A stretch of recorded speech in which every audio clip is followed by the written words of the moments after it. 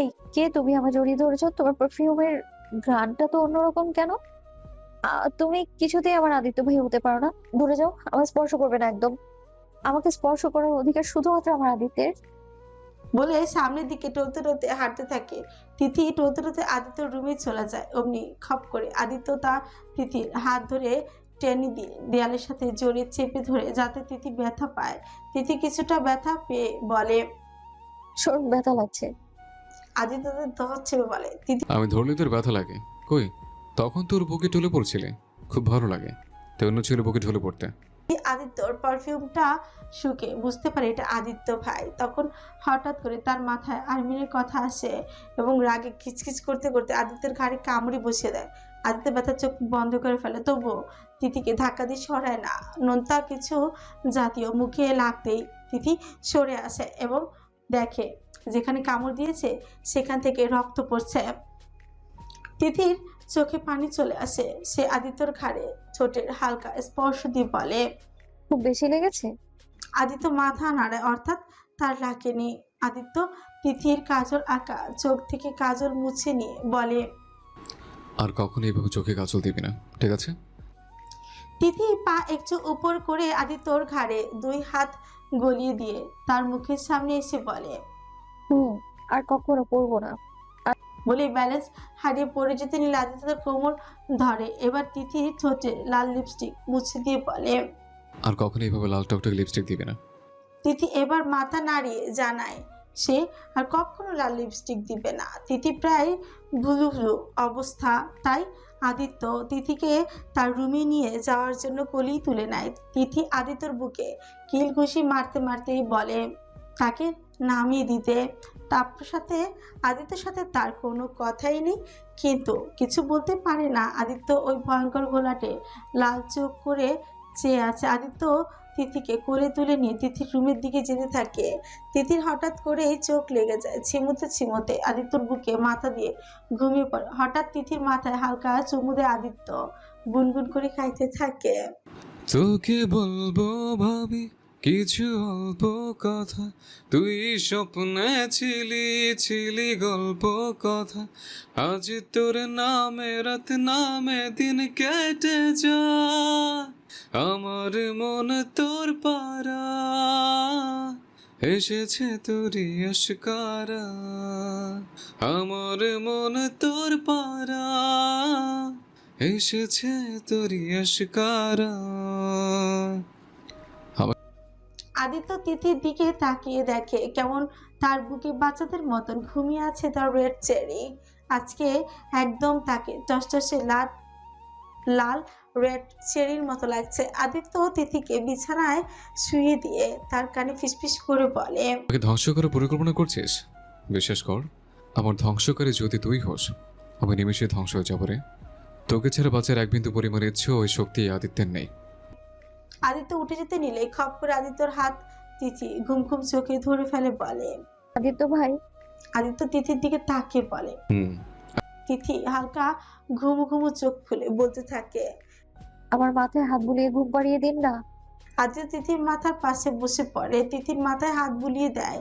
তখন তিথি আবারও বলে হচ্ছে, আপনি কখনো আমায় ছেড়ে যাবেন না, বলে দিলাম কিন্তু।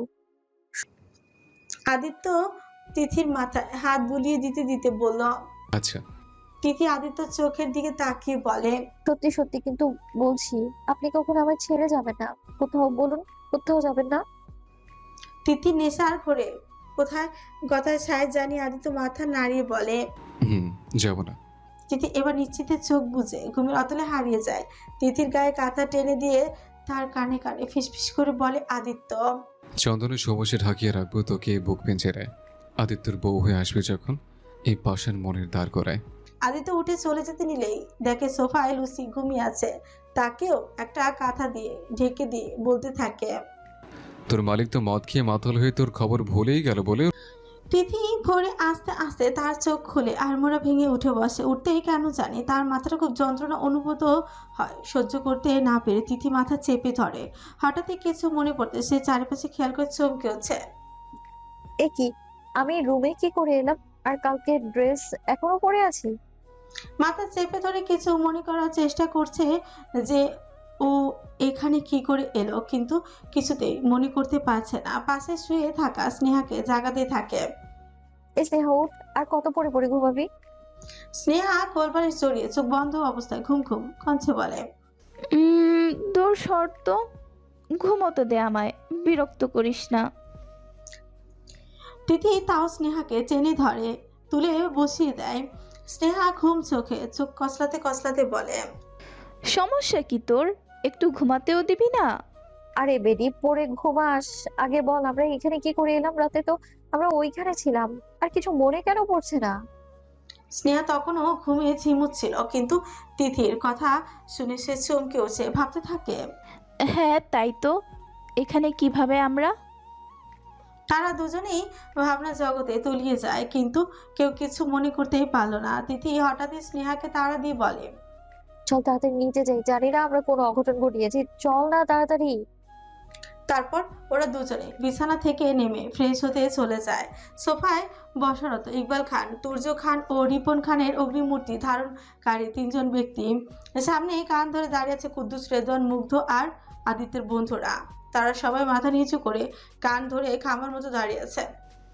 তোমাদের স্পর্ধা কি করে হয় এই বাড়িতে দ্বিতীয়বারের মতো ওইসব হাবিজাবি আনার? গুরুগম্ভীর ইকবাল খান এর আওয়াজটা যেন খান মঞ্জিলে বাড়ির প্রত্যেকটা দেয়ালে বাড়ি খেয়ে একটা বিকট শব্দ তৈরি হলো। তিনি উঠে দাঁড়িয়ে রেদওয়ানের উদ্দেশ্যে বলে, ওরা না হয় ভুলে খেয়ে ফেলেছে, কিন্তু তুমি আর কুদ্দুস এটা কি করলে? বারবার মানা করেছি এইসব এই বাড়িতে চলবে না। জানো কালকে কত লোক এই নিয়ে হাসাহাসি করছিল? তোমার শ্বশুরবাড়ির লোকগুলি বা কি ভাববে যে তাদের জামাই একটা মাতাল, এঙ্গেজমেন্টের দিনেও মাতলামো করছে? এটাই কি? ইকবাল খান আজ ভীষণ রেগে গেছেন। তিনি রেগে গেলে তো কিছুতেই কন্ট্রোল করতে পারেন না। রেদওয়ানের নিশ্চুপতা দেখে রাগ যেন আরও তার তরতর করে বেরিয়ে গিয়ে জোরে চিৎকার করে বলে হচ্ছে। জবাব দাও। চিৎকারটা এতটা জোরে ছিল যে রেদওয়ান সহ বাড়ির প্রত্যেকটা লোকের আত্মায় কেঁপে ওঠে। সিঁড়ি দিয়ে তখন স্নেহা আর তিথি নামছিল। বাড়ির এমন পরিবেশ দেখে তারা ভয়ে আবার উপরে উঠে যায়। রেদওয়ান আমতা করে যে না কিছু বলবে, অমনি তুর্য খান বসা থেকে উঠে ঠাস করে ছেলে গেলে চড়ি বসিয়ে দেন। বেয়াদব ছেলে, এই শিক্ষা দিয়েছি তোমায় আমি? ছি, কালকে কত লোকের সামনে আমার মাথা হেট হয়ে গেল, তার খবর আছে? রেদন বাবার কথা মাথা নিচু করে তার বাবার উদ্দেশ্যে বলে, সরি আব্বু, আর এমন করবো না কখনো। ইকবাল খান এবার কুদ্দুসের দিকে এগিয়ে যায়। বেচারি কুদ্দুস ভয়ে কাঁপাকাঁপি করতে থাকে। যেই না তার সামনে ইকবাল খান দাঁড়িয়েছে, তখনই ভয়ে সব গড়গড় করে অটোমেটিক বলে দেয়, আমার কোনো দোষ নেই মেজু সাহেব। রেদওয়ান ভাইয়া আমাকে বলেছে মত আনতে, যাতে তিনি নাকি এই বিয়েটা ভাঙতে চান। মাতলামো করে বিয়েটা ভেঙে পরিকল্পনা করেছিলেন। এক নিঃশ্বাসে এই কথাগুলো বলে কুদ্দুস জিহ্বায় কামড় দেয়। হায় রে, ভয়ের চোটে কি সব বলে ফেলেছে। রেদওয়ান চোখ লাল করে কুদ্দুসের পাশে এক লাথি মেরে দেয়, বলে, শালা হারামি, তোকে কে বলতে বলেছে এইসব? তুর্য খান রীতিমতো আবারও তেড়ে আসছিল ছেলের দিকে, কিন্তু ইকবাল খান ওনাকে থামিয়ে দিয়ে কুদ্দুসের উদ্দেশ্যে বলে, টাকলার ঘরের টাকলা, ও বলবে আর তুই ওর কথা শুনবি কেন? তোর কি মনে ছিল না আগের বারের কথা, যে তুই টাকলা কি জন্য হয়েছিস? কুদ্দুস সব সহ্য করতে পারে, কিন্তু কেউ তাকে এভাবে টাকলা বলা সে সহ্য করতেই পারে না। সে রাগান্বিত হয়ে বলেছে, মেজু সাহেব, আর যাই বলেন টাকলা কিন্তু বলবেন না একদম। আপনার জন্য তো আমি আজ টাকলা। ইকবাল খান বুকের পাটা ফুলিয়ে বলবো, 100 বার বলবো, টাকলার ঘরের টাকলা। কি করবি তুই টাকলা? বলে ওঠে। কুদ্দুস নাক মুখ ফুলিয়ে বলল, আপনার বাপ টাকলা, আর সেই টাকলা বাপের ছেলে আপনি। ফকলা খালি মাছির মতো ব্যান ব্যান করতে পারেন। কুদ্দুসের কথা শুনে সবাই মিটিমিটি করে হাসছে, কিন্তু ইকবাল খানের মাথা গরম হয়ে গেল। কুদ্দুস কথাটা বলে তো ফেললো, কিন্তু পরে তার খেয়াল আসলো, ইরি সে কি বলে ফেললো। সে নিজের মাথায় হাত দিয়ে একটা ঢোক গিলে ধীরে ধীরে চোখ তুলে ইকবাল খানের পানে তাকায়। তখনই ইকবাল খান পুরোপুরি রণমূর্তি ধারণ করে রয়েছে। কুদ্দুস কিছু বুঝে ওঠার আগেই তার দুই গালে সজোরে দুই পাশ থেকে দুইটাই থাপড় বসে পড়ে। কুদ্দুস সঙ্গে সঙ্গে দুই গাল চেপে ধরে কান্না ভান করে মুখ ফুলিয়ে ফেলে। ইকবাল খান শেষে কুদ্দুস আর রেদওয়ানকে শাস্তি দিয়েছে যে ছাদে কড়া রোদে প্রায় 1 ঘন্টা মতো দাঁড়িয়ে থাকে যেন।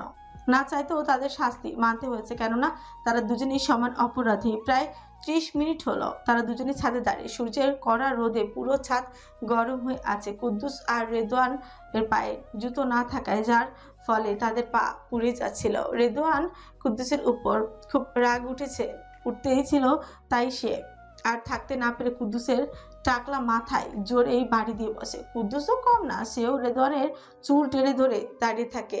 ব্যথায় কুকড়ে উঠে রেদওয়ান বলতে থাকে, শালা স্যার আমার চুল, তুই নিজের টাকলা বলে আমাকে বানাতে চাস নাকি? ছাড় বেটা। তবুও কুদ্দুসকে ছাড়ে না সে, আরো জোরে টান দিয়ে বলে, ছাড়বো না? তোমার জন্য সব সময় আমি ফেঁসে যাই, আজ কিছুতেই ছাড়বো না।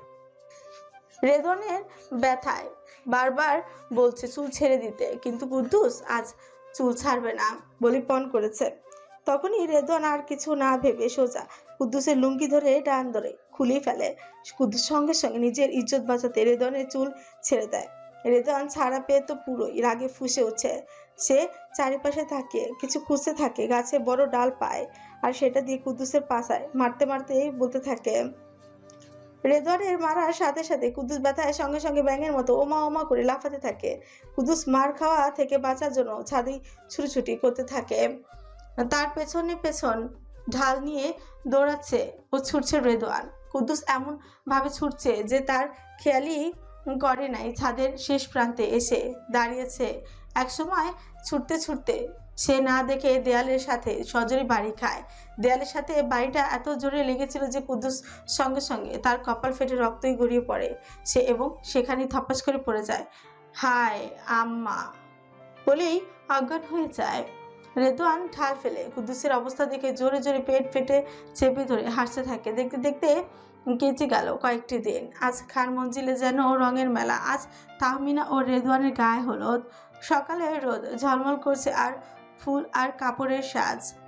উঠোন থেকে গেট পর্যন্ত ছড়িয়ে আছে গাঁদা ফুলের হলুদের আভা, সাদা জিয়ের গন্ধ আর রঙিন কাপড়ের দোল। প্রবেশপথে বড় করে লেখা তাহমিনা লাভ রেদওয়ান। উঠোনের মাঝখানে সাজানো প্যান্ডেল, চারিপাশে অতিথিদের হাসি আর আড্ডার শব্দে গায়ে হলুদের আনন্দ ছড়িয়ে পড়েছে পুরো বাড়ি জুড়ে। দিনের আলোতে খান মঞ্জিল আজ উৎসবের রাজপ্রাসাদ, যেখানে রং, ফুল আর ভালোবাসা মিলে নতুন জীবনের শুরু করে তুলেছে স্বপ্নের মতন।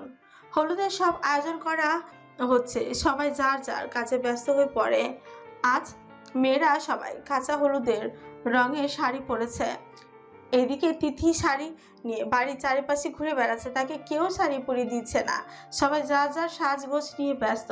তিথি মাটিতে বসে পড়ে হাত পা ছুঁড়ে কান্না শুরু করে দিল। কেউ তো আমার শাড়িটা পরিয়ে দে। সুফিয়া খান তখন সেই পাশ দিয়ে যাচ্ছিলেন। হঠাৎ তিথির কান্না শুনে তিনি যান এবং তিথির সামনে গিয়ে বলেন, আমার তিথি মামুনির কি হয়েছে? কাঁদছিস কেন মা? তিথি নাক টেনে টেনে তার মেজো মাকে বলে, মেজমা দেখো না, আমায় কেউ শাড়ি পরিয়ে দিচ্ছে না, সবাই নিজেদের সাজে ব্যস্ত, আমি কখন রেডি হব? বলে আবারও কান্না জুড়ে দেয়। সুফিয়া খান তিথির চোখে পানি মুছে দিয়ে তাকে বলে, পাগলি, আমাকে ডাকবি তো, আর এখানে এত কান্না করার কি আছে? আয়, আমি পরিয়ে দিচ্ছি। অতঃপর সুফিয়া খান তিথির সুন্দর করে আগেরকার যুগের গায়ের বধূদের মতন শাড়ি পরিয়ে দিল। তিথি নিজেকে আয়নায় দেখছে খুঁচিয়ে খুঁচিয়ে। তাকে কেমন জানি আজ বধূ বধূ লাগছে।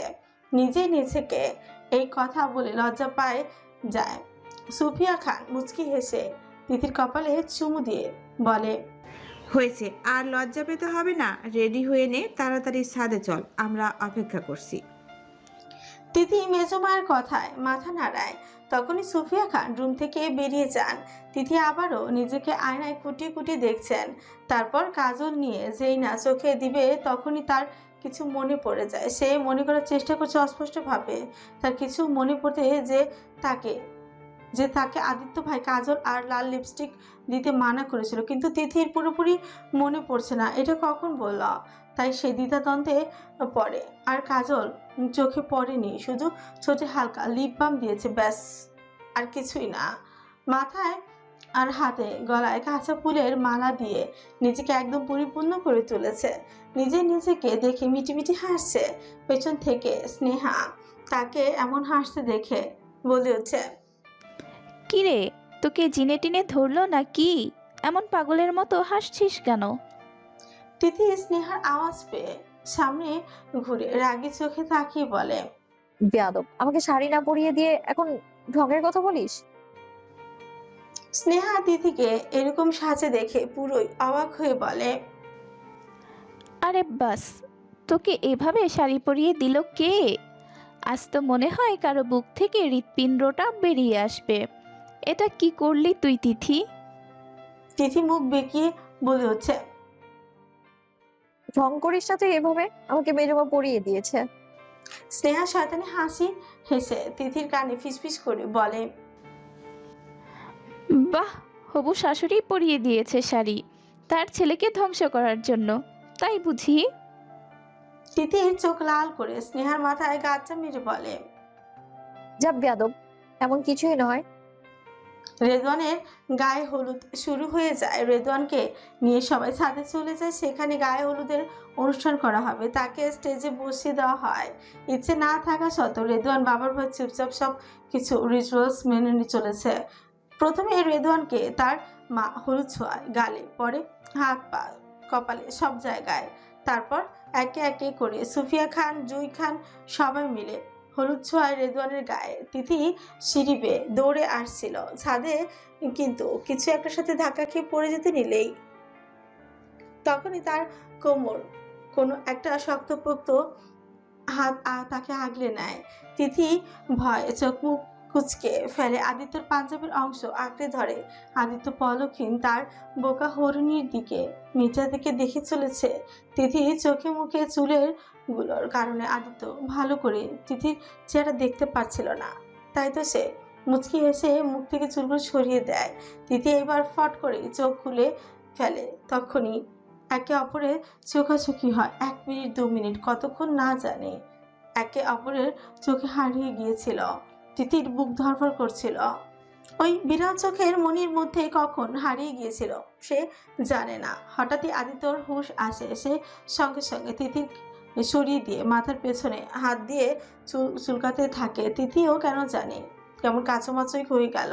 তিথি আদিত্য ফের আবারও তিথির দিকে তাকায়। এবার তো তার চোখ আটকে যায়, কেননা এতক্ষণ সে পুরোপুরি তিথিকে দেখেনি। আদিত্যর চোখ যেন আজ তার সাথে বিশ্বাসঘাতকতা করেছে। কিছুতেই সরাতে পারছে না নিজেকে, সামনে নেয় সে এবং জোরে জোরে শ্বাস নিয়ে সে তিথিকে পাশ কাটিয়ে চলে যায়। তিথি আদিত্য যাওয়ার পানে হতাশা চোখে তাকায় এবং মনে মনে ভাবে, এইভাবে চলে গেল কেন? একটা বারও আমার প্রশংসা করলো না যে আমার দেখতে কেমন লাগছে। তিথির মনটা খারাপ হয়ে যায়। সে স্টেজের দিকে যেতে যেতে বলে, আদিত্য ভাই কি সত্যি সত্যি আমায় একটু পছন্দ করে না? তিথির মনটা খারাপ হয়ে যায়। সে স্টেজের দিকে যেতে যেতে ভাবে, কিন্তু সে আর মন খারাপ করে থাকতে পারল না বেশিক্ষণ, কারণ তিথিকে টেনে নিয়ে গেল স্নেহা স্টেজের সামনে। মধু, স্নেহা, ইভা আর তিথি গানের তালে তালে নেচে চলেছে। এতে করে তিথির মনটা আবার ফুরফুরে মেজাজে হয়ে গেল। তিথি আজকে এই রূপে দেখে তিথির মা বেলা খান মেয়ের মাথায় হাত বুলিয়ে দেয়। চোখে থেকে একটু কাজল নিয়ে মেয়েকে পুরি দিয়ে বলে, আমার মেয়েটা দেখে অনেক বড় হয়ে গেছে। কত সুন্দর লাগছে শাড়িতে আমার মামুনিটাকে। কারো নজর না লাগুক, যা তোর জন্য সবাই অপেক্ষা করছে। রেদওয়ানকে হলুদ ছোঁয়ায়ে আয়। তিথি মায়ের কথায় লজ্জা পেয়ে শুধু মাথা নাড়ায়। রেদওয়ান অনেকক্ষণ বসতে বসতে বিরক্ত হয়ে গেল, যে না উঠতে যাবে অমনি তিথি, স্নেহা, মধু, ইভা আর আদিত্যর বন্ধুরা তাকে ঘিরে ফেলে। সবার হাতে এক গাদা করে হলুদ। রেদওয়ান এত হলুদ দেখে নাক মুখ কুচকে ফেলে বলে, প্লিজ আর দিস না, এমনিতেই অনেক হলুদ মাখিয়েছে আমায়। ইরফান সঙ্গে সঙ্গে বলে হচ্ছে, হবে না হবে না, আমাদের হাত থেকেও হলুদ ছোঁয়াতে হবে তোমায়। ইরফানের বলতে দেরি, কিন্তু বাকি সবার হলুদ দিয়ে রেদওয়ানের সারা মুখে ডলে দিতে দেরি নেই। যে যেভাবে পেরেছে রেদওয়ানের মুখে হাত পায় ভালো মতো হলুদ মাখিয়ে দিয়েছে। বেচারা রেদওয়ান কেউ ঠেলেও সরাবে বুঝতে পারছে না। এদিকে রেদওয়ানের পরিস্থিতি দেখে কুদ্দুস জোরে জোরে হেসে চলেছে। জোরে জোরে হাসার তার মাথায় কিঞ্চিত ব্যথা পেয়ে কপালে ভাঁজ ফুলে ধরে ফেলে। তখনই তার রাগ টিরটির করে বেড়ে গেল। সেও এক হাতে হলুদ নিয়ে রেদওয়ানের মুখে ভালো মতোই ঘষতে থাকে। রেদওয়ান জোরে জোরে চিৎকার করে কুদ্দুসকে বলতে থাকে। বাড়ির মেহমানরা সহ প্রত্যেকে এই জোরে জোরে হাসতে থাকে এদের কাণ্ড দেখে। এবার সবাই ভাবে আদিত্য আর মুগ্ধকে হলুদ মাখানোর জন্য। তখনই মুগ্ধর এন্ট্রি হয়। মুগ্ধকে দেখে সবাই একে অপরের দিকে যে শয়তানি হাসি দেয়। খপ করে মুগ্ধকে ইরফান, রাতুল আর রুদ্র ধরে ফেলে এবং পেছন থেকে স্নেহা, তিথি আর মধু হলুদ লাগিয়ে দেয় মুগ্ধের সারা মুখে। তারপর পরই সবাই হলুদ অ্যাটাক করে মুগ্ধের উপর। মুগ্ধ এসেছিল তার ফারুকে দেখতে, কিন্তু কি থেকে কি হয়ে গেল বুঝতেই পারল না। এবার সবাই ভাবে কিভাবে আদিত্যকে হলুদ ছোঁয়ানো যায়। এইটা বিরাট ভয়ঙ্কর কাজ। কিভাবে মাখাবে হলুদ আদিত্যকে? সবাই ভাবতে ভাবতে তিথির দিকে কেমন জানি একটা তাকায় সবাই। তিথি সবার নজর তার উপর আছে দেখে সে একটু কাচুমাচু হয়ে বলে হচ্ছে, সবাই এভাবে আমার দিকে চ্যাপচ্যাপ করে তাকিয়েছে কেন? আমি বাবু পারবো না আদিত্য ভাইকে হলুদ ছোঁয়াতে। উনি এক হিংস্র বাঘ, আর আমি একটা পিচ্ছি ইঁদুর। সামনে পেলে আমাকে পিছিয়ে ফেলবে। ইরফান শয়তানি হাসি দিয়ে বলে হচ্ছে, আদিত্যকে তুমিই হলুদ ছোঁবে। এই কাজ তুমি ছাড়া আর কেউ করতে পারবে না। আর বাঘ কিন্তু তার পিচ্ছি ইঁদুরকে পিষে ফেলে আদর করে গিলে খায়, বুঝলে? বাকি সবার ইরফানের কথায় সায় জানালো। মুগ্ধ প্রচন্ড বিরক্ত হয়ে বলল, কি দরকার এইসব করার? এমনিতেই আদিত্য তিথিকে দেখতে পারে না, তার উপর আবার হলুদ ছোঁয়ানো। শুধু শুধু ঝামেলা করার দরকার নেই। ফারু, নিচে চল, এইসব ঝামেলায় পড়িস না। ইরফান মুগ্ধকে মুখ বেঁকিয়ে মনে মনে বিড়বিড় করে বলে, শালা ছাগলের 3 নম্বর বাচ্চা, ওদের প্রেমে কাবাবের হাড্ডি হোস। কিন্তু মুখে বলে, আরে মুগ্ধ ভাই, আমরা সবাই হলুদ মাংসে আর আদিত্যকে মাখাবো না, এটা কি হয়? কিন্তু সমস্যা হচ্ছে ওকে একমাত্র তিথিই পারবে হলুদ ছোঁয়াতে, তাই তিথি আদিত্যকে হলুদ ছোঁয়াবে। ইরফান তিথিকে বলে, তিথি তুমি যাও, তোমার দুষ্টু বুদ্ধি দিয়ে আদিত্যকে জব্দ করো। মুগ্ধের বোধ হয় ইরফানের কথা পছন্দ হয়নি। সে কিছু বলতে যাবে অমনি তিথি বলে উঠছে, আচ্ছা, কিন্তু আমি যদি বিপদে পড়ি তোমরা আমায় বাঁচাবে কিন্তু। মুগ্ধ কিছু বলতে পারছে না, আবার এগুলো সহ্য করতে পারছে না। সে তিথিকে বলে, উফ ফারু, কি দরকার? তুই যাবি হলুদ ছোঁয়াতে আর আদিত্য তোকে তোর গালে থাপ্পড় মেরে ফাটিয়ে দেবে। এটাই চাস তুই? দরকার নেই, ওকে ওর মতন থাকতে দে। ইরফান রাতুল আর রুদ্রের দিকে চোখ দিয়ে কিছু ইশারা করে। সাথে সাথে তারা বুঝে যায়। ওরা তিনজনই মুগ্ধকে কাঁধ দিয়ে ধরে তাকে টেনে নিয়ে যেতে থাকে। মুগ্ধ চমকে হচ্ছে, বলতে থাকে, আরে কি করছো তোমরা? কই নিয়ে যাচ্ছ আমাকে? আশ্চর্য, নামও বলছি। ইরফান শয়তানি হাসি দিয়ে বলে হচ্ছে, মুগ্ধ ভাই চিল, এখানে আমাদের আর প্রয়োজন নাই। চলো আমরা তোমায় গোসল করিয়ে দিই। দেখো তো তোমার কি অবস্থা হলো, সারা গায়ে হলুদ, তাই এগুলো ধোয়াতে নিয়ে যাচ্ছি। স্নেহা, ইভা, মধু আর রেদওয়ানকে। রেদওয়ান তিথিকে অনেক সাহস যোগাচ্ছে যাতে করে আদিত্যকে হলুদ ছোঁয়াতে পারে। তিথি বুকে অনেক সাহস নিয়ে হলুদের বাটি নিয়ে ছাদ থেকে নামতে যায়, কিন্তু হঠাৎই তার পা আটকে যায় ছাদের কর্নারে একটা জায়গায়। ওখানেই জবা গাছ ছিল, সেখানে অনেক রকমের জবা ফুল ফুটেছিল। তিথির হঠাৎই খুব ইচ্ছে জাগলো সেই জবা ফুলের গাছ থেকে একটা গোলাপি রঙের জবা ফুল নিয়ে কানে গুঁজে দেয়। অতঃপর ছাদ থেকে নেমে চারিদিকে আদিত্যকে খুঁজতে থাকে, কিন্তু কোথাও যে আদিত্যকে খুঁজে পাচ্ছে না। পরিশেষে দেখলো আদিত্য তার রুমেই আছে, হয়তো কারো সাথে কথা বলছিল। তিথি চুপি চুপি নিঃশব্দে পা ফেলে রুমে ঢুকে আদিত্যর পেছনে দাঁড়িয়ে পড়ে যাতে আদিত্য বুঝতে না পারে। কিন্তু তিথি চমকে ওঠে যখন আদিত্য পেছনে না তাকিয়ে বলে হচ্ছে, এখানে কি চাই তোর? এভাবে চোরের মতো এসছিস কেন? তিথি পুরো অবাক। আদিত্য ভাই বুঝলো কি করে সে এখানে এসেছে। তিথির থেকে কোনো উত্তর না পেয়ে আদিত্য এবার পেছনে ফিরে তাকায়। আদিত্যর তাকানোতে তিথি কেমন যেন চুপসে গেল। এতক্ষণ ধরে রাখার সাহস যেন একটু একটু করে কমে যাচ্ছিল। তিথি কাছাকাছি করে বলে হচ্ছে, আমি মোটেও কোনো কিছু চুরি করতে আসিনি। আদিত্য তিথির কথায় মনে মনে বিড়বিড় করে, মনটাই তো চুরি করে নিয়ে গেছিস, আর কি চুরি করবি তুই? কিন্তু মুখে বলে হচ্ছে, আচ্ছা তাহলে এখানে কেন এসছিস? তিথি অনেক সাহস জোগাড় করে পেছনে হাত ধরে হলুদের বাটিটা হাতে নিয়ে যেই না আদিত্যকে ছোঁয়াবে যাবে অমনি আদিত্য ফ্রিকুচকে তিথির হাত থামিয়ে নিয়ে তাকে টেনে নিয়ে হলুদের মাখানো হাতটা দেয়ালের সাথে চেপে ধরে। তিথি ব্যথায় কিছুটা কেঁপে উঠছে বলে।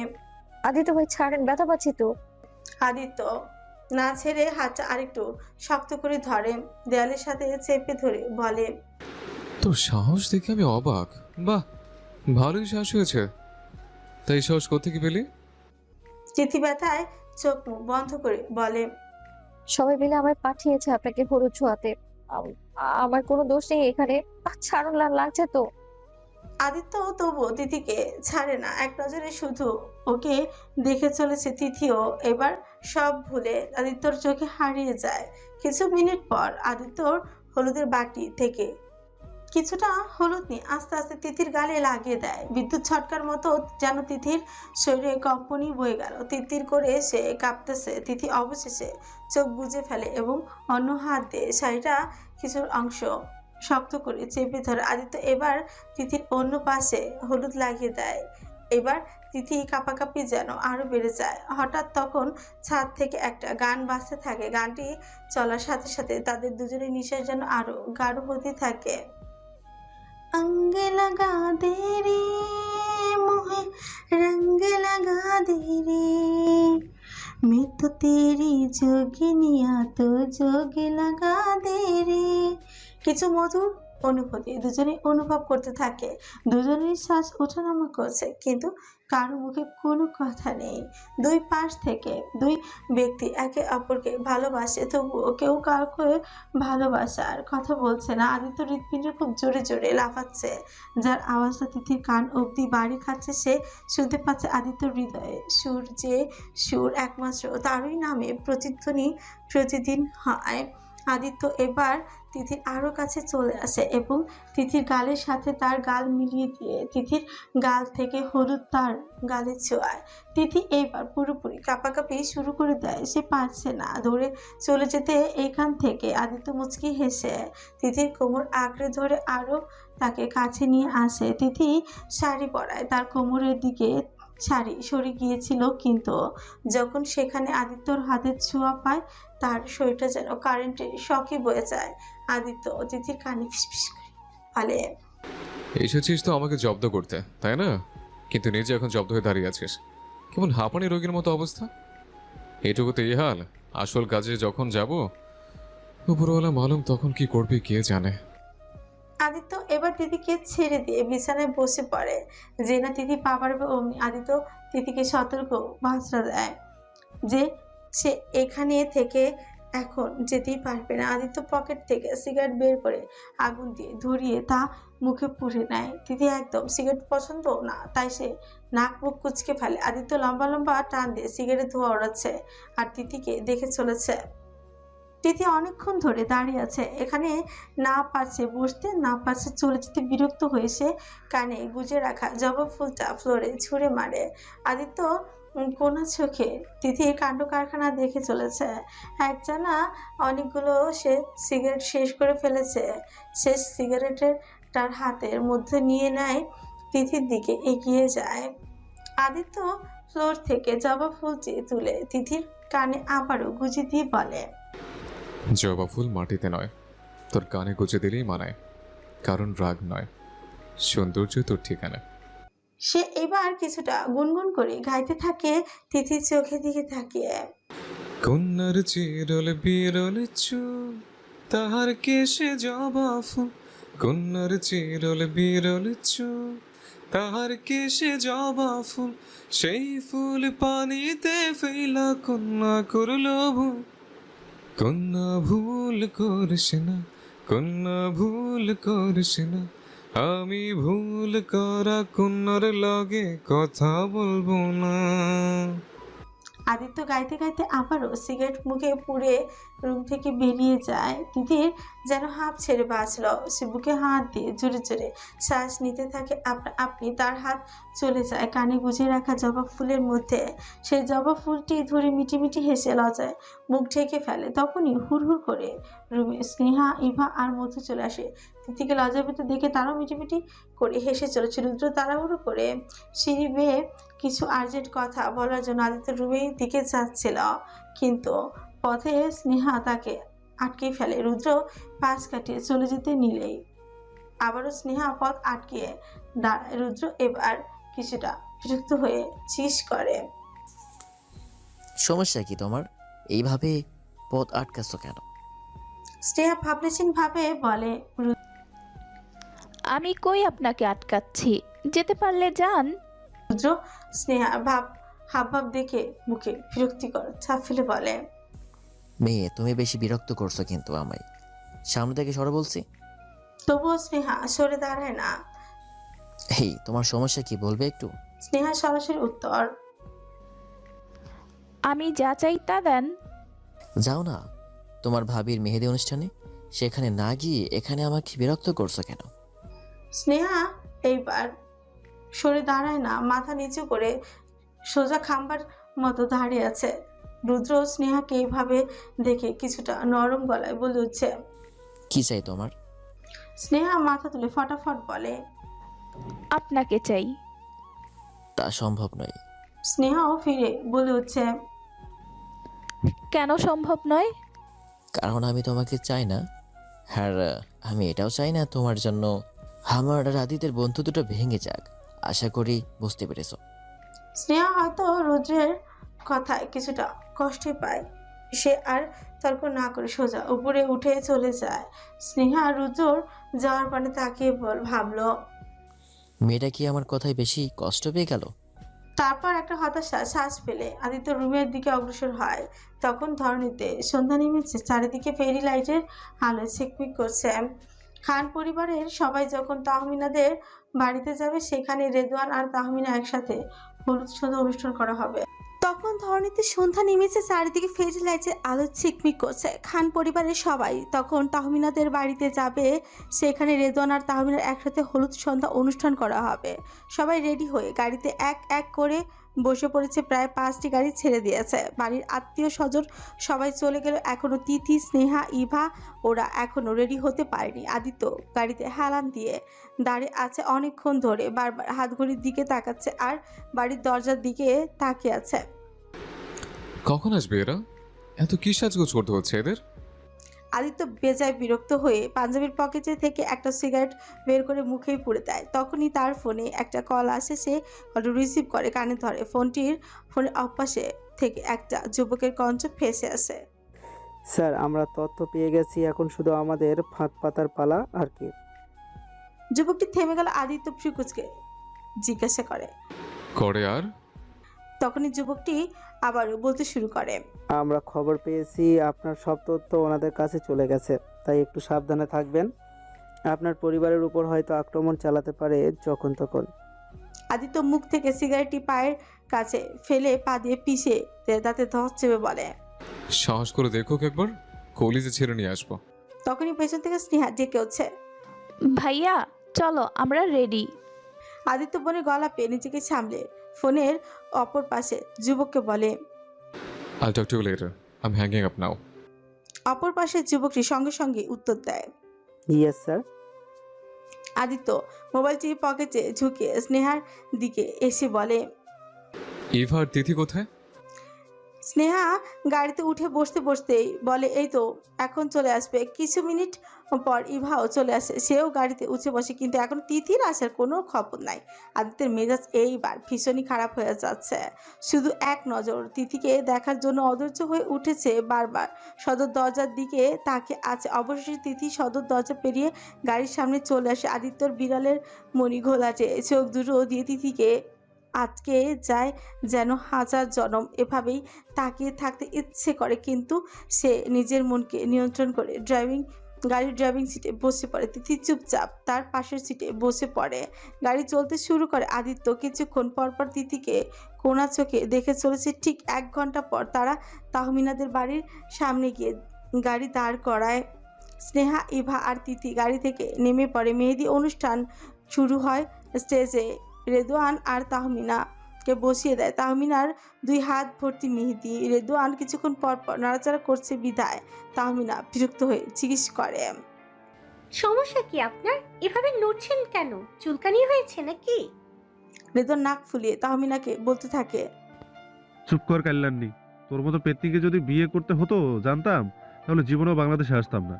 জানিস কত সুন্দরী মেয়ে আমার সাথে বেড পার্টনার হওয়ার জন্য মরিয়া হয়ে আছে, আর সেখানে আমি কিনা তোর মতো কাল্যাণীকে বিয়ে করছি। ছি, জীবনটাই শেষ। তাহমিনাও পাল্টা জবাব দিয়ে বলে, ওরে আমার বীর পুরুষ রে, আপনাকে আমার বিয়ে করতে বয়ে গেছে লুচ্চা কোথাকার। কয়জন মেয়ের সাথে হস্তি নস্তি করেছে কে জানে। তৎক্ষণ রেদওয়ান তাহমিনার দিকে আঙুল তুলে বলে, এই কাল্যাণী, একদম আমাকে লুচ্চা বলবি না। তোর যোগ্যতা আছে এই সাদি খান রেদওয়ানের বউ হওয়ার? তাহমিনার মুখ বাঁকিয়ে বলে, যেই না চেহারা নাম রাখছে পেয়ারা, ওই সাদা চামড়া ছাড়া আর কি আছে আপনার ফ্লাটিং বাজ।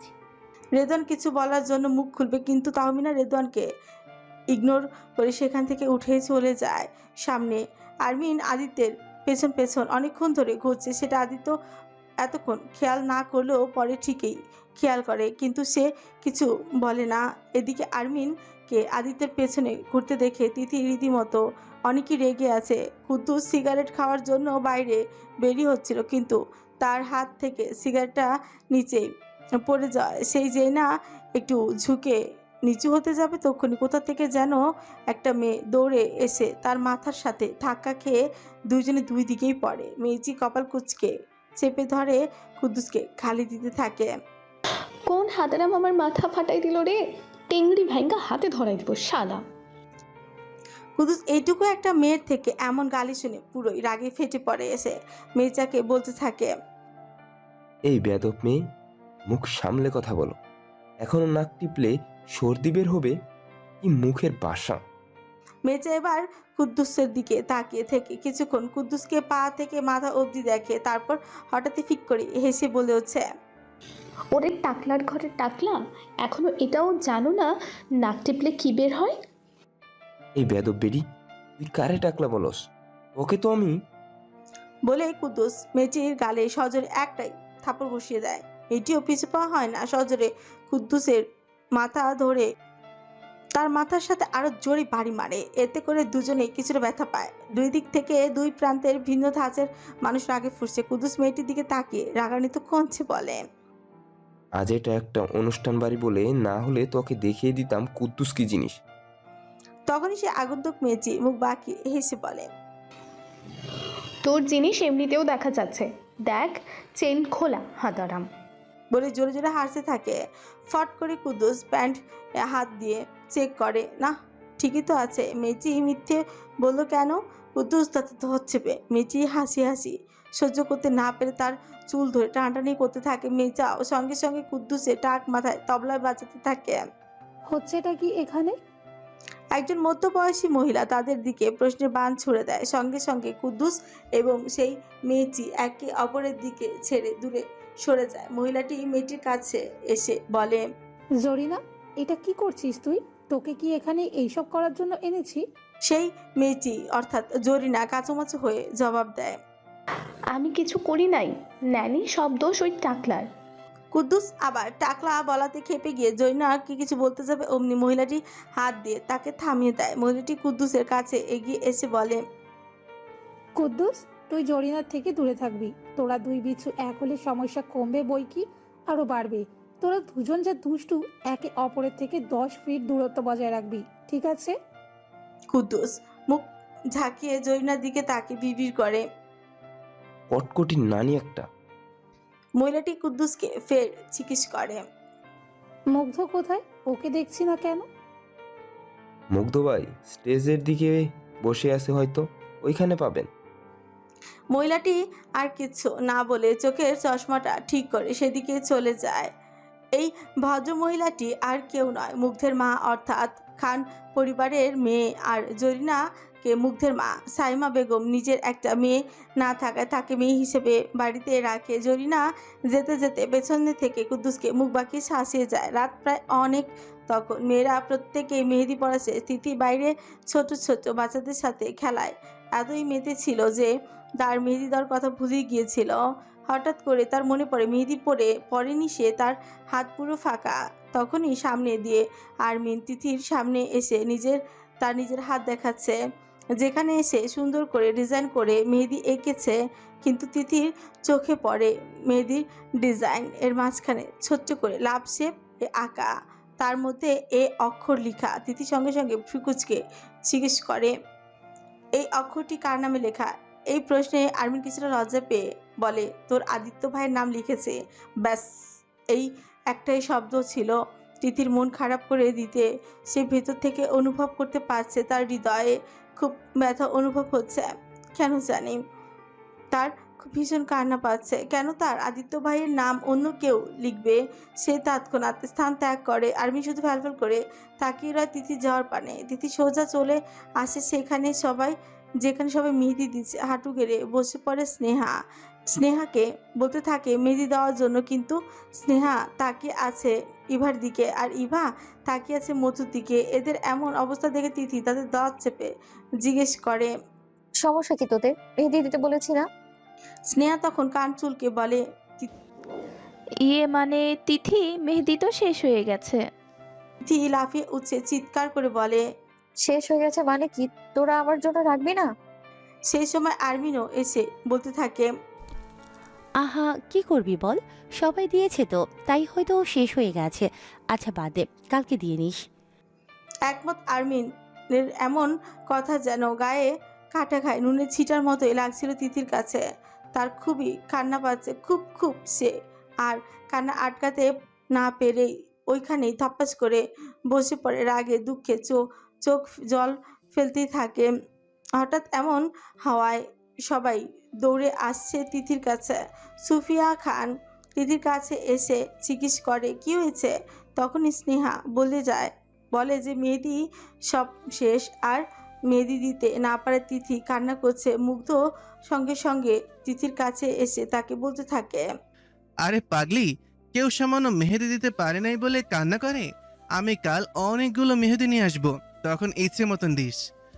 কিন্তু তাও তিথির কান্না থামছে না। ওপর থেকে সব সত্যি ঘটনা আদিত্য দেখছিল, কিন্তু যে কিছুক্ষণ দাঁড়িয়ে থেকে কাকে যেন একটা ফোন দিয়ে বলে, বাজারে সব মেহেদির জন্যই বাড়িতে আনা হয়।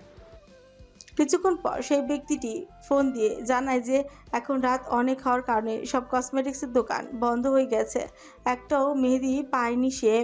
আদিত্য চোখ মুখ শক্ত করে শীত বলে দেয়ালে জোরে খুশি মারে।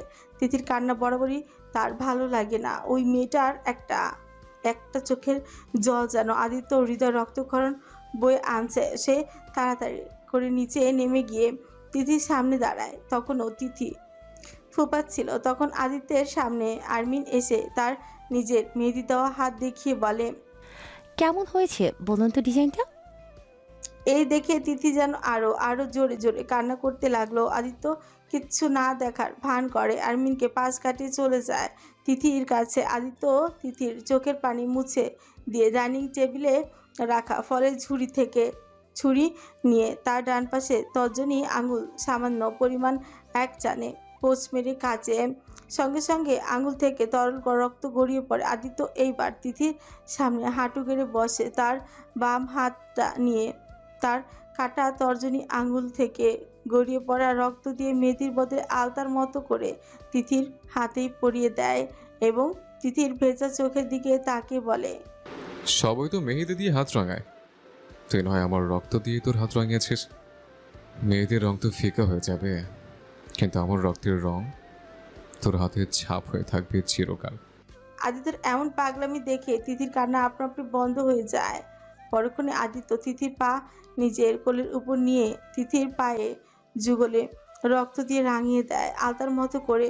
সবাই আদিত্যের কাণ্ডে অবাক হয়ে তাকিয়ে রয় তাদের পানে। মুগ্ধ হাত মুষ্টিবদ্ধ করে শুধু রক্তচক্ষু করে তাকিয়ে থাকে আদিত্যর দিকে। আদিত্য তিথিকে দাঁড় করিয়ে দিয়ে বলে, সামান্য একটা জিনিসের জন্য এইভাবে? আর কোনোদিন যেন তুই চোখে জল না দেখে। যদি দেখেছে তাহলে আমার থেকে খারাপ আর কেউ হবে না, বলে দিলাম। এরপর আদিত্য সবার অবাক হওয়া নজর এড়িয়ে পাশ কাটিয়ে চলে যায়। তিথি এখনো ভাবনা জগতে বুঁদ হয়ে আছে। আদিত্য বেটে কি করলো? আরমিনের চোখে জল চলে এলো। সে কিছুতে সহ্য করতে পারছে না আদিত্যর এমন তিথির প্রতি কেয়ার। বিয়ের গেট ধরে দাঁড়িয়ে আছে আরমিন, গালিব, আরো অনেকে ছেলে মেয়ে। কিছুতেই দারোয়ানকে ভেতরে ঢুকতেই দিবে না। সে 50,000 টাকা নগদ ক্যাশ না দেয়, রেদওয়ান পড়ল মহাবিপদে। তার হাতে এখন ক্যাশ নাই। সে বেজায় বিরক্ত হয়ে আদিত্যর দিকে তাকাতে আদিত্য তপ্ত একটা শ্বাস ফেলে আরমিনকে বলতে থাকে, আরমিন দেখো, ক্যাশ টাকা এখন হাতে নেই। তোমাদের ডিমান্ড পূরণ করা হবে এখন। তোমাদের ডিমান্ড পূরণ করা হবে এখন 10,000 টাকা রাখো এবং আমাদের যেতে দাও। আরমিন মুচকি হেসে বলতে থাকে, না না, তেমন হবে না বিআই সাহেব, আমাদের 50,000 টাকা এখন দিতে হবে, না হলে বউ পাবেন না। রেদওয়ান মাথার চুল আঁকড়ে ধরে বলে, আরে আমার বউয়ের দরকার নাই, আদিত্য চল বাড়িতে ফিরে যাব। ওই মেয়েকে আমার বিয়ে করতে বয়ে গেছে। সবাই রেদওয়ানের কথা শুনে হইচই করতে লাগলো। এবার তিথি, স্নেহা, মধু আর ইভা এসে তাদের সাথে ঝগড়া শুরু করে দিয়েছে। কেন এত টাকা নেওয়া হবে, আর যাই দিচ্ছে তাই বা কেন নিচ্ছে না। আদিত্য আর রেদওয়ান বিরক্ত মুখে একে অপরের দিকে তাকিয়ে আছে। আদিত্য মনে মনে আওড়ায়, বাজে মেয়েরে ঝগড়ার ক্ষেত্রে সেরা রে। এদের সামনে মুখরেশ আম্বানিও হার মানবে। বরপক্ষ ও কনে পক্ষের ধাওয়া পাল্টা ঝগড়া চলছে। হঠাৎ করে জরিনা কুদ্দুসের কাছে ঘেঁষে তার কানে ফিসফিস করে বলে, চলো আমরা দুজনেই একটা ধাক্কা দিই এদের, তাহলে এদের ধাক্কায় কোণে পক্ষের লোক পড়ে যাবে, সেই সুযোগে আমরা রেদওয়ান ভাইকে নিয়ে ভিতরে ঢুকে যাব। কুদ্দুস চোখ বড় বড় করে বলে, কেউ ধরতে পারলে আমাদের ভর্তা বানিয়ে ছাড়বে। জরিনা কুদ্দুসের মাথায় গাচ্চা মেরে বলে, শালা ভীতু, তুই কিছুই পারবি না। কুদ্দুস বুক ফুলিয়ে বলতে থাকে, এই গালিবাজ মহিলা একদম আমার সাহসের পরিচয় নিবি না।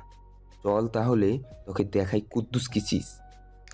জরিনা আর কুদ্দুস আস্তে আস্তে ইভা, মধু, স্নেহা আর তিথির দিকে যায়। জরিনা কুদ্দুসকে চোখ দিয়ে ইশারা করে, সঙ্গে সঙ্গে কুদ্দুস এবং জরিনা তাদের জোরে ধাক্কা দিয়ে ফেলে দেয়। ধাক্কাটা এতই জোরে ছিল যে গেচে ফিতা সহ ছিঁড়ে গিয়ে মধুরা সবাই আরমিনদের গায়ের উপরই পড়ে যায়। এদিকে কুদ্দুস আর জরিনার রেদওয়ানের হাত ধরে হ্যাচকাই টান মেরে ঢুকিয়ে দেয় ভেতরে। সবাই কিছুক্ষণ থম মেরে দাঁড়িয়ে থাকে। কি থেকে কি হলো এখনো বুঝতে পারেনি। যারা যারা ধাক্কা খেয়ে পড়ে গিয়েছিল সবার অবস্থা বেহাল। আরমিন ফুঁসে উঠছে, দাঁড়িয়ে আদিত্যের কাছে এসে রাগে ফুঁসতে ফুঁসতে বলে, এটা কিন্তু ঠিক করলে না বিআই মশাই। আদিত্য মাথা চুলকে বলে, যা বাবা, এখানে আমি কি করলাম? কুদ্দুস আর জরিনা একে অপরকে দিকে তাকে মিজিমিজি করে হাসতে থাকে এবং চোখ মারে একজন আরেকজনকে। কাজী বিয়ে পড়ানো শুরু করে দেয়। সবকিছুর শেষে রেদওয়ানকে কবুল বলতে বলা হয়, সে কিন্তু কিছুতেই বলছে না। দেখে তুর্য খান ছেলের দিকে রাগি চোখে তাকিয়েছিল। বাবার রাগি চোখ দেখে রেদওয়ান চুপসে যায়। কান্না করার মতো তার মুখে 3বার কবুল বলে দেয়। এরপর তাহমিনা ও 3বার কবুল বলে তাদের বিয়ে সম্পূর্ণ করা হয়। তুর্য খান তাহমিনার চাচার সাথে আলিঙ্গন করে। পরপর সবাই খুশি হয়ে রেদওয়ান আর তাহমিনার তাদের একটা বড় আয়নার রেখে আরমিন রেদওয়ানকে জিজ্ঞেস করে, আয়নার মধ্যে কাকে দেখা যাচ্ছে? রেদওয়ান আয়নার দিকে তাকে নাকমুখ ছিটকে বলে, একটা কালো জন্তুকে দেখা যাচ্ছে। সবাই রেদওয়ানের কথায় ফিক করে হেসে ওঠে। আরমিন এইবার তাহমিনাকে জিজ্ঞেস করে, পরে আয়নায় কাকে দেখছে সে? বিদেশি থলা পাঠাকে দেখতে পাচ্ছি। তাহমিনা শুধু মুখ বাঁকিয়ে বলে হচ্ছে। এবার তাহমিনার কথা প্রত্যেকের পেট চেপে আরো জোরে জোরে হাসি আসতে থাকে। আরমিন মনে মনে ঠিক করেছে আদিত্যকে তার মনের কথা বলে দিবে। সে অনেক খুশি, কেননা তার মন বলছে আদিত্য তাকে পছন্দ করে। তখন সময়টা ছিল তাহমিনার বিদায়ের পালা। আদিত্য একপাশে দাঁড়িয়ে কারোর সাথে কথা বলছিল। ঠিক সেই সময় আরমিন পেছন থেকে তাকে জড়িয়ে ধরে বলে, আদিত্য, আমি জানি আপনি খুব ছন্দ ছাড়া বেপরোয়া একজন বকাটে, কিন্তু বিশ্বাস করুন আমি আপনাকে মন প্রাণ দিয়ে ভালোবাসি আদিত্য। আমি আপনাকে মন প্রাণ উজাড় করে ভালোবাসতে চাই আদিত্য। আপনি কি দেবেন সেই সুযোগ আমায়? আদিত্য আরমিনকে নিজের থেকে বাহু থেকে ছাড়িয়ে নিয়ে কর্কশ গলায় স্তব্ধ হয়ে বলে, আর ইউ ম্যাড? তুমি কি বলছো বুঝতে পারছো? আরমিন আদিত্যকে বলতে থাকে, বিশ্বাস করুন আমি আপনাকে সত্যি অনেক পছন্দ করি বলে। আবার আদিত্যকে জড়িয়ে ধরে পেছন থেকে সবকিছু স্নেহা আর তিথি দেখছিল। তিথির ছলছল চোখ থেকে পারছে না, এখনই জল গড়িয়ে পড়তে সে দৌড়ে বেরিয়ে যায়। আদিত্য আরমিনকে রাগে ছাড়িয়ে জোরে তার গালে একটা কষে থাপ্পড় মেরে বলে, ভদ্রভাবে বলেছি, শুনতে পাওনি। আর কোনো সময় আমাকে এভাবে ছোবে না, আর কোনো সময় আমাকে এভাবে ছোবে না। আমি তোমাকে নিজের নজরে বোন ছাড়া আর কিছুই দেখি না, বুঝলে? আমি ছলছল চোখে আদিত্যের দিকে তাকিয়ে রয়। সেই চোখ উপেক্ষা করে আদিত্য পাশ কাটিয়ে চলে যায়। আদিত্য তিথিকে দেখার সাথে সাথে গাড়ির দরজায় খুলে তাকে গাড়িতে উঠতে বলে, কিন্তু তিথি সরাসরি মানা করে দেয়। সে আদিত্যের গাড়িতে উঠবে না। আদিত্যের মেজাজ এইবার খুবই খারাপ হয়ে যায়। সে তিথির ধচ্ছেবে বলে, গাড়িতে উঠতে থি, জেদ করিস না। তিথি আবারও নাকচ করে দিয়ে বলে, কে হন আপনি? আপনার কথা আমি কেন শুনবো? এভাবে আমাকে যখন তখন স্পর্শ করবেন না। আমার আপনার স্পর্শ অনেক ঘৃণা লাগে, জাস্ট ঘৃণা। আদিত্য তিথির বাহু চেপে ধরে তাকে ঝাঁকিয়ে বলে, ঘৃণা লাগে আমার স্পর্শ তোর? তাহলে কার স্পর্শ ভালো লাগে তোর, বল? তিথি আদিত্যের হাত ছাড়িয়ে কান্না করতে করতে বলতে থাকে, আমার ছোবেন না আপনি। আমি ঘৃণা করি আপনাকে, খুব ঘৃণা করি। আপনার চেহারাটাও আমি আর দেখতে চাই না। আমার সামনে আর কখনো আসবেন না আপনি। তিথি কান্না করতে করতে মুগ্ধের কাছে চলে যায় এবং তার গাড়ির করে বাড়ি ফেরার রাস্তা ধরে। আদিত্য হাত মুষ্টিবদ্ধ করে তাকিয়ে রয় সেদিকে। তখন গভীর রাত, হালকা হালকা বৃষ্টিও হচ্ছিল। আদিত্য সবে মাত্র বাড়ি ফিরেছে, কিন্তু কিছু দূর হাঁটার পর তার পা থেকে যায়। সুফিয়া খানের কথায় তিথির ভীষণ জ্বর এসেছে। মেয়েটার জ্বরে নাকি অনেক ছটফট করছে। এই কথা শুনে আদিত্যর বুকটা ভীষণ ব্যথা হতে থাকে। সে দৌড়ে তিথির রুমে ঢুকে পড়ে, যেখানে তার ঘুমন্ত পরি শুয়ে আছে। আদিত্য তিথির কপালে ধরে আটকে ওঠে ভীষণ জ্বর। তিথির হাঁচু গেড়ে বসে তিথির দিকে তাকিয়ে বলতে থাকে, জানিস, আমি 1095 দিন, 26,280 ঘন্টা, 15,76,800 মিনিট এবং 94,60,80,000 সেকেন্ড, এই 3 বছরে তোকে না দেখার জন্য কতটা ছটফট করেছিলাম। তোকে একজোড়ে দেখার জন্য প্রতিটা মুহূর্ত তীব্র ব্যথায় মরেছে। তুই কেন বুঝিস না? যেখানে তুই আঘাত দিস সেখানে তুই থাকিস। আমাকে ভুল বুঝলি কেন তিথি? তখন ঝড়ো হাওয়া বইছে। তহমিনার বাসর ঘরে চুপটি মেরে বসে আছে। তখনই ফট করে রেদওয়ান ঘরে ঢুকে পড়ে। ওয়াশরুমে ঢুকে ফ্রেশ হয়ে তাহমিনাকে বলে, এই জন্য এইভাবে সংসেজে বসে আছিস কেন? যা, এসব পাল্টে আয়। তাহমিনা রেদওয়ানকে কিছু না বলে ওয়াশরুমে ঢুকে জামাকাপড় পাল্টে বিছানায় শুতে গেলেই রেদওয়ান তার মুখের উপর বালিশ ছুঁড়ে মেরে বলে, নিচে শুতে। কিন্তু তাহমিনা তো নিচে শোবে না। সে রেদওয়ানের সাথে ঝগড়া শুরু করে।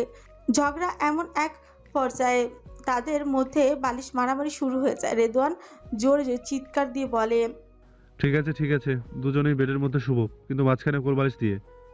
এতে তাহমিনাও রাজি হয়ে যায়। বাইরে প্রবল বেগে বৃষ্টি হচ্ছে। আদিত্য বাড়ি থেকে বেরিয়ে সেই বৃষ্টিতে ভিজতে ভিজতে হাঁটু গেড়ে বসে পড়ে। জোরে জোরে চিৎকার দিয়ে বলতে থাকে, কেন তুই আমাকে ভুল বুঝলি তিথি? কেন? তোর আদিত্য ভাই কখনো তোকে ছাড়া অন্যতে বিভোর হবে না। কেন আমি বুঝিস না তুই? আমি যার নিতে পারছি না। আমি 3টা বছর তোর থেকে দূরে থেকেছি, কতটা ছটফট করে বেঁচেছিলাম তুই কখনো বুঝতে পারবি না। আমি ভুল বুঝিস না আমার জান।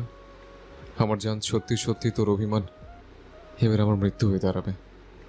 তোর আদিত্য ভাইকে তুই কোনোদিন দেখবি তুই কোনোদিন চিরতর হারিয়ে ফেলেছিস। আদিত্য জোরে জোরে চিৎকার করে বৃষ্টিতে ভিজে থাকে। বৃষ্টির রাতে একদিকে শুরু হয়েছে নতুন ভালোবাসার গল্প, তো আরেকদিকে শুরু হলো মান অভিমানের পালা। তিথি কি বুঝতে পারবে তার আদিত্য ভাইকে?